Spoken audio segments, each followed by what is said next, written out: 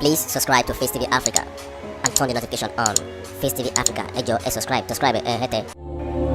Face TV Muswobi. Nǹkan tó wà ń bẹ̀ ni pé àwọn tó kó wa pọ̀ fún àǹfààní tiwa. Kì í ṣe torí pé kó bá dáa fún àwọn èèyàn dúdú tó wà ní Nàìjíríà, kó bá dáa fún Yorùbá, kó dáa fún Ìgbò, kó dáa fún Ìjọ, kó dáa fún Fúlàní, kó dáa fún Tíì, rárá o. Àwọn kó jọ fún àǹfààní tara wọn láti ṣòwò ni. Ìgbà tán dẹ̀ fẹ́ máa lọ tó di wípé wọn lè dúró mọ́ ká máa ṣèjọba wa mọ́, wọ́n wá ń dọ́gbọ́n sí bá àwọn ṣe máa ṣe tó jẹ́ pé àǹfààní àlùmọ́nù Nàìjíríà á sì máa bọ́ sí wọn lọ́wọ́. Nǹkan tán dẹ̀ gbà wípé ó lè jẹ́ kó bọ́ sí wọn lọ́wọ́ ni wípé kán gbélé wọ àwọn tí ò lágbára láti tí ò ní ìmọ̀ tó láti bá wọn jiyàn. Àwọn tó jẹ́ pé ẹ̀rù àwa yòókù ń bà wọ́n. Tí wọ́n bá gbéjẹba lé wọn lọ́wọ́, àwọn tí ó ní ilẹ̀ tẹ́lẹ̀, àwọn British tán ń ṣèjọba wa tẹ́lẹ̀, wọ́n á lè ráyè tiwọ́ sí ọ̀rọ̀ Nàìjíríà láti bẹ̀. Ṣẹ́dẹ̀ wá rí àwa Yorùbá, ẹ̀rù àwa Yorùbá tiẹ̀ ń bà wọ́n British púpọ̀. Kí nìdí ẹ̀? Torí pé káwọn òyìnbó tó dé, àwa ti di ọ̀mọ̀wé rẹpẹtẹ. As far as 1860s, láti ní university graduates, engineers, lawyers, doctors, etc. Nǹkan tó dẹ̀ jẹ́ kó easy bẹ́ẹ̀ ni pé ìlú ńláńlá là wà ń gbé most of us in Yorùbá land láti ọdún tó ti pẹ́ káwọn òyìnbó tó wá. Àwọn èèyàn yòókù ní Nàìjíríà àwọn ò gbèrú ńláńlá wọ̀nyẹn. Therefore, education ò lè tètè dọ́dọ̀ wọn. Tí missionary bá wá tó bá fẹ́ lọ sí ọ̀pọ̀lọpọ̀ ilẹ̀ nílẹ̀ Nàìjíríà, á kọ́kọ́ lọ wá inú igbó ibi tó dáa fóun, á lọ sọ pé ibi ìlú àwọn máa dá missionary session wọn sílẹ̀ sí. Kò rí bẹ́ẹ̀ nílẹ̀ Yorùbá o. tó adé wà lọ bá ọba nìkan lọ mú yín lọ sílẹ̀, wọ́n mú yín lọ bẹ̀ ẹ̀kọ́ church, ẹ̀kọ́ school. So kíákíá school ti lọ sí gbogbo ilẹ̀ Yorùbá. By 1860, as I said, I think produce university graduates lóríṣiríṣi. Bàtà àwọn òyìnbó wa máa dé níbi 1900, àwa ti lọ jìnnà. Education ò tí ì bẹ̀rẹ̀ ní ọ̀pọ̀lọpọ̀ Nàìjíríà ń gbà wọ̀nyẹn. Ó tún 1920s kí education tó bẹ̀rẹ̀ nílẹ̀ Nàìjíríà. Àwa ti ń produce university graduates as far back as 1860. Newspaper tó ń kọ́kọ́ publish nílẹ̀ Nàìjíríà, nílẹ̀ Áfíríkà, Abẹ́òkúta ni wọ́n ti publish ẹ̀ ní 1859. Bó ṣe ọ̀rọ̀ àwọn òyìnbó wa ń bẹ̀rù wa wípé tá a bá fún àwọn Yorùbá wọ̀nyí láàyè, wọn ní jẹ́ ká rí èrè tá a bá wá sí Nàìjíríà, àwọn ní jẹ́ ká rí, wọ́n gbọ́n jù. Àwọn wọ̀nyí ò kì í ṣe regular black people. So ìdí ẹ̀ nìyẹn. Nígbà tó wá dìgbà tí bàbá wa Awólọ́wọ̀ tó wá bẹ̀rẹ̀ sí pidán pẹ̀lú ilé ẹ̀kọ́ ọ̀fẹ́, industrial estate, nǹkan àwọn òyìnbó wa bẹ̀rù pé ẹ má jẹ́ ká gbé ìjọba léwọ́ àwọn ará bí, ẹ jẹ́ ká ṣètò tí ìjọba ò ní fi dọ́wọ́ wọn láéláé. Nítorí tó ìjọba bá dọ́wọ́ wọn, wọ́n á gba Nàìjíríà lọ́wọ́ wa, nírí tiwa jẹ́ ń bẹ̀ mọ́ o. Nǹkan tó fa ọ̀rọ̀ tiwa ní Nàìjíríà nìyẹn, tó ṣe àwa Yorùbá. Nǹkan tó dẹ̀ wà nídìí pé Nàìjíríà ò ṣeé ṣe nìyẹn. Ká ní wọ́n fi sílẹ̀ kó jẹ́ democracy gidi ni, tó jẹ́ pé ẹ dá party sílẹ̀, ẹni tó bá ti win náà ló máa wọlé, tó bá ti wọlé ìbò òun náà ló máa ṣèjọba. Ká ní wọ́n ṣe bẹ́ẹ̀ yẹn ni, kán fi sílẹ̀ bẹ́ẹ̀ yẹn, bóyá ìbá ṣe díẹ̀. Ṣùgbọ́n pé dandan àwọn kan ló gbọ́dọ̀ ṣe, torí kí ìyà má bàa jẹ àwa tá a dá ibi sílẹ̀. Iṣẹ́ ọwọ́ wa ni àwa la gbọ́dọ̀ máa jèrè ẹ̀ láéláé. A gbọ́dọ̀ jẹ́ kí àwọn èèyàn tó gbọ́n bíi ti Yorùbá wọ̀nyí kan ṣèjọba. Tán bá ṣèjọba, àní rí tiwa ń bẹ̀ mọ́. Nǹkan tó da Nàìjíríà rú nìyẹn. The result is, àwa gbéjọba léwọ́ àwọn tí ò lè ṣe, tí wọ́n kàwé, tí wọ́n dẹ̀ fẹ́ kàwé. Tó dẹ̀ jẹ́ pé ìbẹ̀rù làwọn fi ń ṣèjọba. Amadu Bello kọ sínú ìwé My Life tó publish in 1962 pé ìbẹ̀rù àwọn Yorùbá àti Ìgbò ló dominate gbogbo consideration wọn pátápátá nígbà táwọn bá ń ṣèpàdé nílẹ̀ àríwá, nígbà táwọn bá ń ṣèpàdé ọ̀rọ̀ àwọn tó ń ṣèjọba nílẹ̀ àríwá. Therefore, the answer is àwọn wọn wọn lágbára jù wá wọn ṣe, but àwọn òyìnbó ti gbé agbára lé wa lọ́wọ́. Therefore, a gbọ́dọ̀ lo agbára yẹn láti make sure pé a control wọn. A gbọ́dọ̀ control wọn, a gbọ́dọ̀ subdue wọn. That's the answer. That's the underpinning direction of Nigerian political life.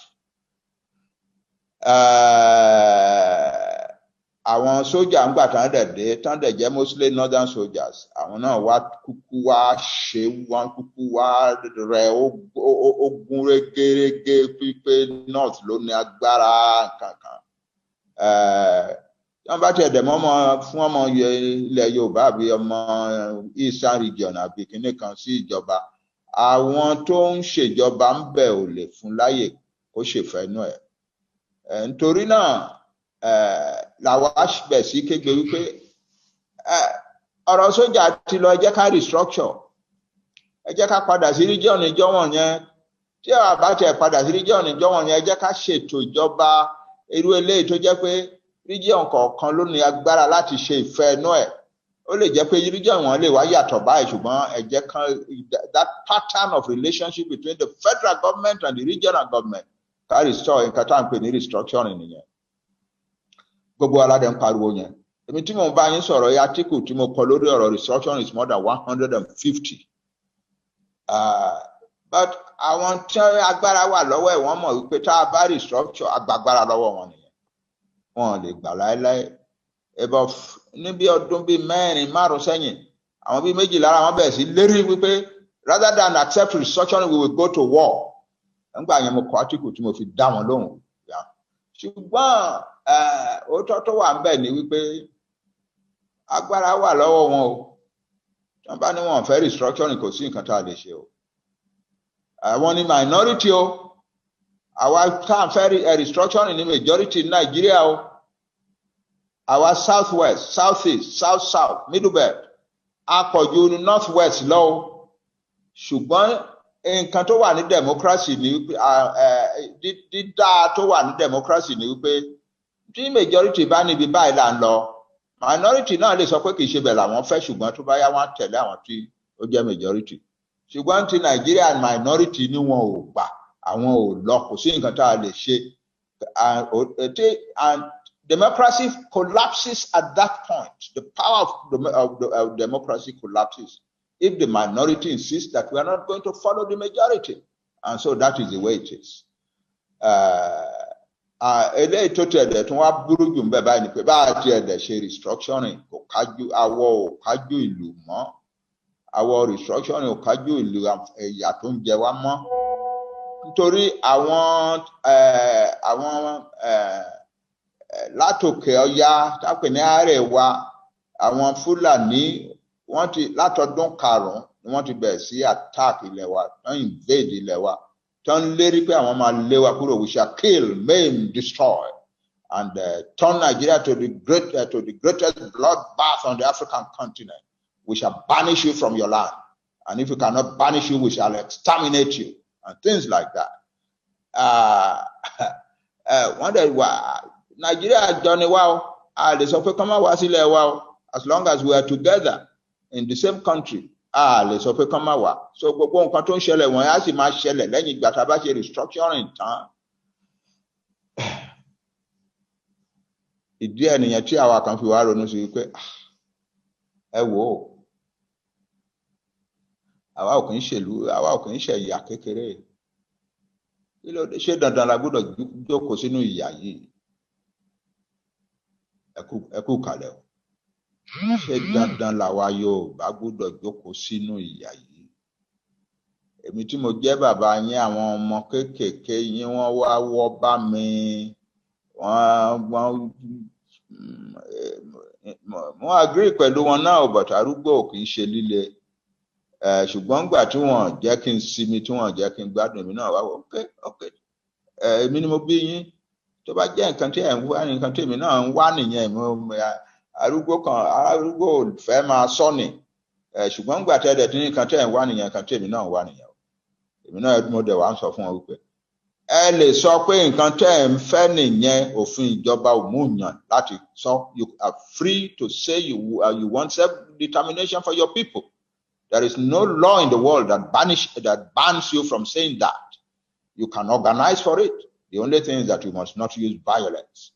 So ni àwọn ọmọ wa bẹ̀ sí sọ pé à ń fẹ́ self-determination ti ẹ̀yà tiwa Yorùbá o, and we want to achieve it in a law-abiding and peaceful manner. And we believe that we have the intellectual and other capacities to get it done. So ibi tí ọ̀rọ̀ náà wá délé nìyẹn. Kì í ṣe gbogbo Yorùbá ló ti gbà yẹn o. A gbọ́dọ̀ sọ̀tọ̀, kì í ṣe gbogbo Yorùbá ló ti gbà yẹn, ọ̀pọ̀lọpọ̀ sì ń bẹ̀rù pé tàbá sọ treason, wọ́n máa mú wa civil war kankan and so on. But àwa tá à ń sọ, èrò tó dẹ̀ ń sọ ó ń pọ̀ sí lójoojúmọ́ o. Èrò tó ń sọ ń pọ̀ sí lójoojúmọ́. Ibi tí a wà lénìí nìyẹn. Please subscribe to Face TV Africa and turn the notification on. Face TV Africa, ẹ jọ̀ọ́ ẹ subscribe, hete. Face TV was Swoby.